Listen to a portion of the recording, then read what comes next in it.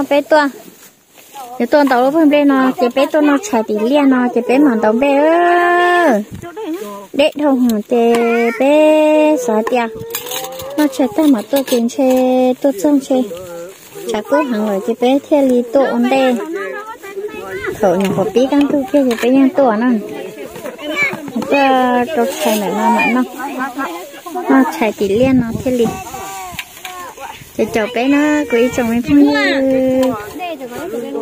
nhà đây nó về lò xi cổng xia lò xay cùng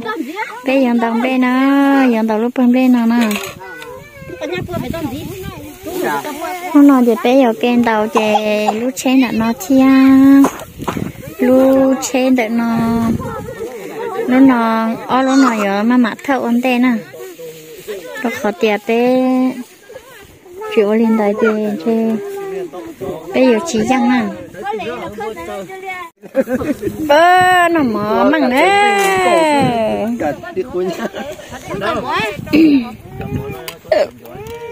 thế giờ nó lên cho ta xin nó tăng tàu trả được về nó nữa ban đầu kia đi nó nữa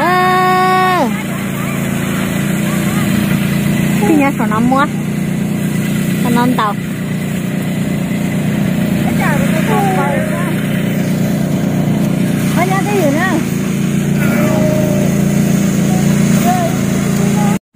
đầu tiên tàu lái tàu này nọ nữa tàu lái lì bé cho tận hai rồi nữa tận hai nữa nó tàu tia xe tàu một ta nữa còn xe đó bé đóng bên nữa tận hai gì nữa chúng nó lo tại vì cái hơn chơi giàu lên nó sẽ tiền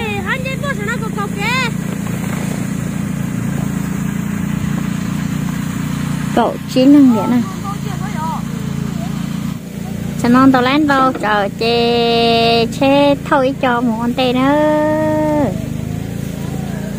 chê trên tàu cái thâu xe chống đồn đọc một ta thâu một ta đó xa từ rồi đi chơi xoáy như thế sao mà đi ra khán tàu nữa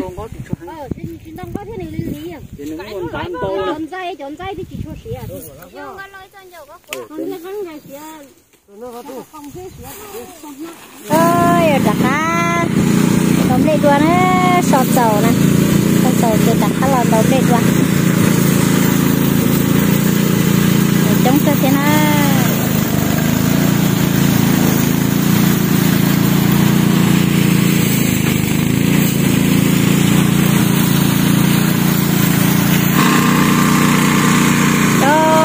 tàu chọn tôi xe được ta hả được số xe thôi thế nào số tiền ngồi chặt đá này số tiền ngồi xếp thư tàu chọn tôi xe quật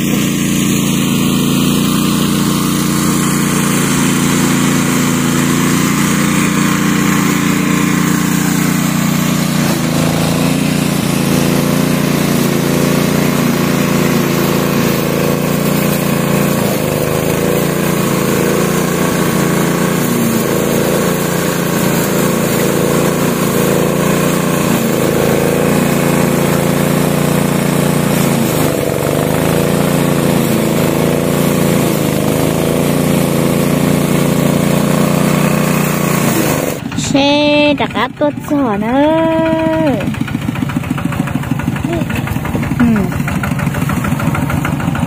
xe đặt áp tốt rồi lên ít lúc tốt giỏ là ít lúc tốt chỉ tốt giỏ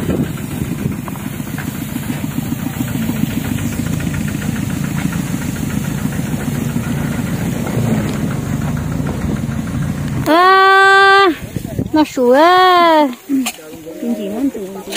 mà xin nào đi, thế năng có tôn đồng kia, thế năng có trong câu, thế sao, con chỉ cháu qua có chúa ta hả? Có cái con ngay chứ gì? Không có tua, cho nên chẳng lo thế này, qua chợ cắt sao chuyện nán này ha, sao, chẳng lo thế à? Mà xin nào đi, cái năng câu nó, có tôn đồng nó, cho sống, câu, cá cơ, cho chán tu nè. Muốn gì bỏ cái nó có thành tàu cũng ha. Chuyện của tê là sao đầu tả chỗ ra tên họ đó đi họ là cho nó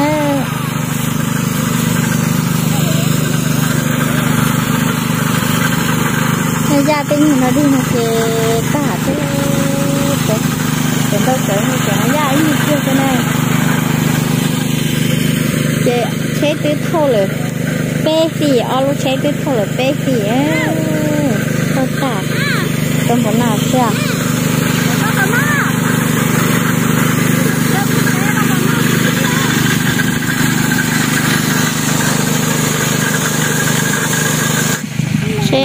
đặt cá tuần rẻ kia nó on lúa đi tao tê thay chỉ lấy thằng rồi on lăng tuần đã tuần thay chỉ thở tao tê nữa cứ on lăng thâu có tiêu là để nào là nó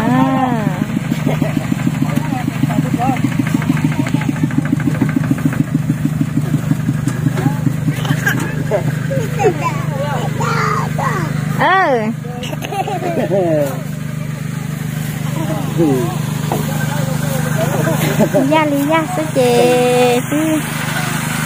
sao vậy chỗ nào không này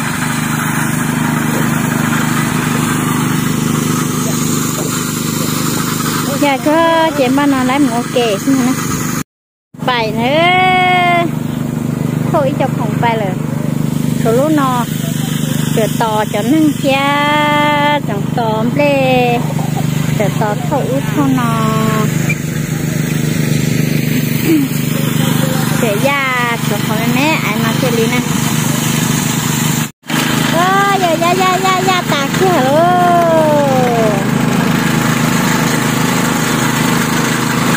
tạc chứ tao ít của cha cậu tới ha nữa không nào này xin đâu ta sẽ thâu ta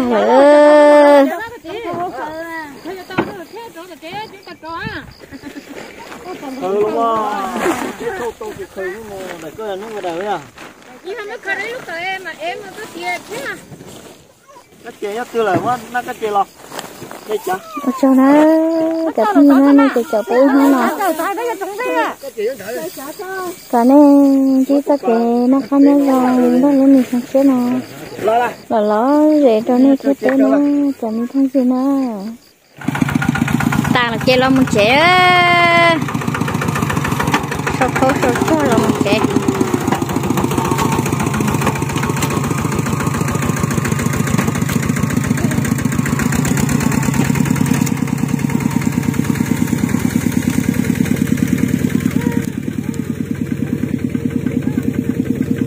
để chơi lúc chỉ là khác bên nào nó mà lúc chơi mà kia nó kia đủ ta nữa